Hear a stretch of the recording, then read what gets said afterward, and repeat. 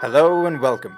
For Anthropose, this is Suraj Shrestha, and you're listening to the Anthropod, where I recount my experiences in and from Anthropose, entrepreneurship, and everything in between. In today's episode, I share with you that one thing that makes a social enterprise social. Social entrepreneurship for some time now has been the buzzword that's gaining momentum in the business community. It's almost common these days to find oneself in the middle of a conversation where terms like impact and profit become a part of a single sentence, or double bottom lines of a company being discussed, or even just a friend being excited about their recent brand purchase and how the brand gives back to the underprivileged. If you are one contemplating to start a business of your own, chances are high that you might have come across the term social enterprise, or maybe even considered it as a career option. So that leads us to a question: what social enterprise really is? A quick Google search on what social enterprise means pulls out a Wikipedia that defines it as an organization that applies commercial strategies to maximize improvements in financial, social, and environmental well being. And this may include maximizing social impact alongside profits for co owners. This definition, all in all, sums up what a social enterprise is. But the question of the matter is, what makes a social business exactly that? A social business. Let's dig in on just that.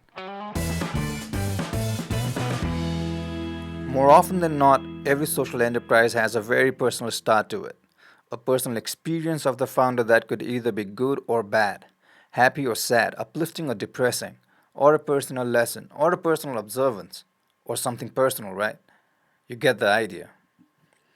Talk to any social entrepreneur you may know. The chances are pretty high that the backstory to their company is very, very personal. And usually, the idea behind a social enterprise germinates out of emotions and feelings when one is surrounded by shortfalls or dissatisfaction in one's environment, rather than logic and numbers on an Excel spreadsheet. These emotions and feelings are what underlie the need or a shortfall around an entrepreneur, which they mold into a structure that quickly transform these personal emotions into a potential social phenomenon or disruption that is bigger than the sum total of the parts put together. This brings us to a question: if it's just the act of giving back or supporting a cause that is social about a social enterprise. To an extent, yes, such initiatives definitely are a part of the X factor that makes an enterprise social, but not the whole factor. You see, what makes up the whole factor and pins the term social to an enterprise is the long lasting payoffs of its action that lasts generations and what it foregoes while doing so. An enterprise's ability to catalyze social transformation comes with a cost of its own, and which is covered by the profit that the social enterprise earns. However, it's not only the monetary profit that it sacrifices, but also the opportunities that it could have utilized for its own benefit had it operated as a regular business in general. In other words, it foregoes its own benefits and incurs opportunity cost.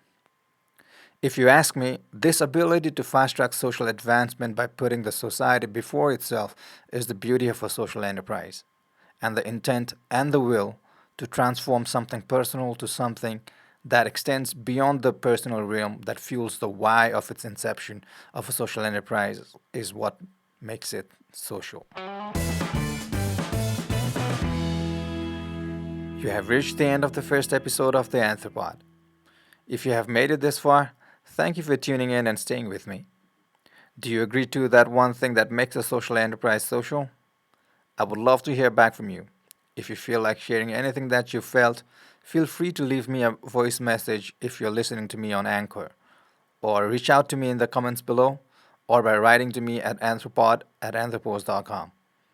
This is Miss Suraj Shrestha, signing off, hoping to catch you again in the next episode.